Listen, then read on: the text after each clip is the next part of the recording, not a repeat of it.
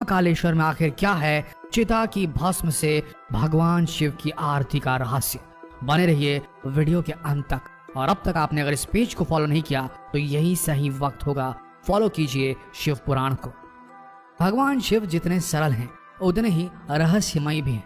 उनका रहन सहन, खान पान, पहनावा और वेशभूषा अन्य देवताओं से एकदम अलग है। हिंदू शास्त्रों में जहां हर देवता के वस्त्रों और आभूषणों का वर्णन मिलता है, वहीं भगवान शिव केवल हिरण की खाल और भस्म को ही धारण करते हैं। इस बात का साक्षी है मध्य प्रदेश स्थित धार्मिक स्थान उज्जैन में बना भगवान शिव का महाकालेश्वर मंदिर। यहाँ भगवान शिव के कई स्वरूपों की पूजा की जाती है, मगर यहाँ शिव जी के अघोरी रूप को सबसे ज्यादा महत्व दिया जाता है। जिस तरह साधु और संतों के शरीर में भस्म लिपटी रहती है, उसी तरह यहाँ पर भगवान शिव के शिवलिंग पर चिता की ताजी भस्म से आरती की जाती है और इसी से उनका श्रृंगार भी होता है।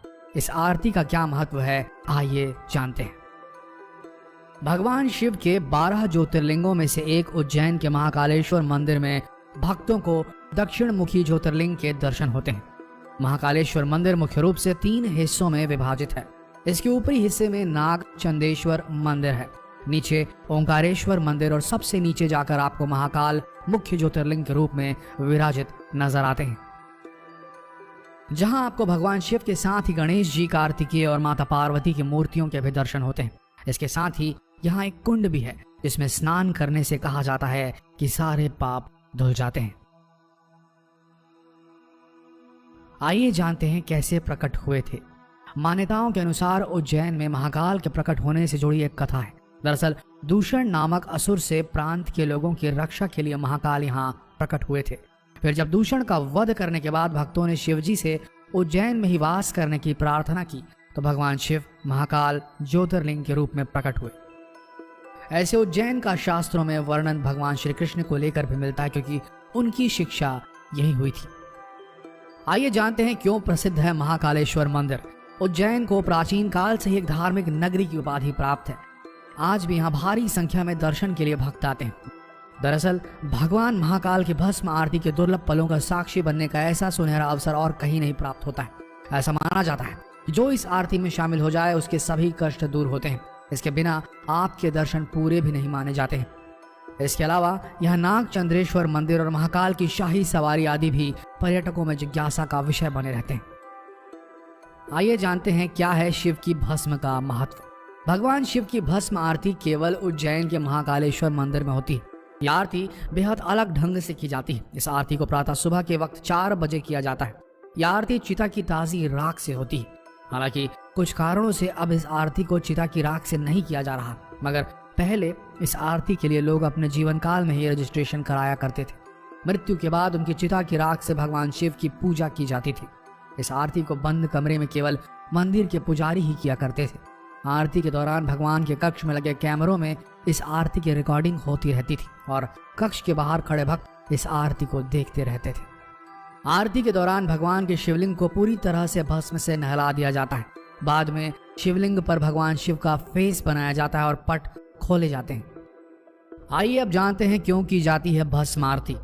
शिवपुराण में बताया गया है कि जब सती ने स्वयं को अग्नि में समर्पित किया तो उनकी मृत्यु का संदेश मिलते ही भगवान शिव क्रोधित हो गए थे और अपना मानसिक संतुलन खो बैठे थे।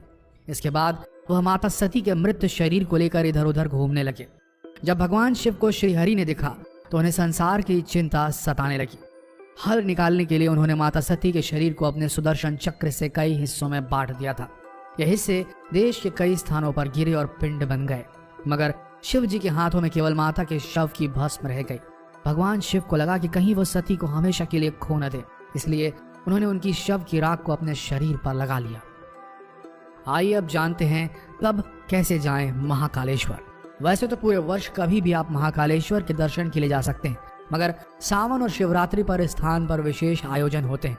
अगर आप सावन के महीने में महाकालेश्वर मंदिर के दर्शन करने जाएंगे तो यहाँ पर आपको देश के कोने कोने से आए भक्तों की भीड़ देखने को मिलेगी। आपको उज्जैन आने के लिए ज्यादा दिक्कतों का सामना नहीं करना होगा। ये शहर इंदौर के सबसे करीब है। आप चाहें तो इंदौर से ट्रेन या टैक्सी से यहाँ आ सकते हैं और रुकने के लिए यहाँ बहुत सारे और अच्छे भक्ता निवास हैं, होटल्स हैं, जहाँ बहुत ही कम पैसों में अच्छी व्यवस्था पा सकते हैं। जब जाए महाकालेश्वर तो कहाँ कहाँ घूम सकते हैं। उज्जैन एक धार्मिक स्थान है, यहाँ पर आपको पग पग पर मंदिर मिल जाएंगे, मगर यहाँ काल भैरव, श्री बड़े गणपति जी का मंदिर, श्री हरि सिद्धि देवी का मंदिर आदि भी यहाँ के प्रसिद्ध मंदिरों में से एक। यहाँ पर कालिया देह महल है। ये महल बेहद प्राचीन है। अब इसे सूर्य मंदिर के नाम से लोग जानते हैं। ये महल मोहम्मद खिलजी ने 1458 में बनवाया था। मांडू के सुल्तान ने यहाँ पर 52 कुंडों का निर्माण करवाया था। यह कुंड आज भी यहाँ देखे जा सकते हैं। तो दोस्तों, ये था वीडियो महाकालेश्वर मंदिर और शिव जी की माया को लेकर।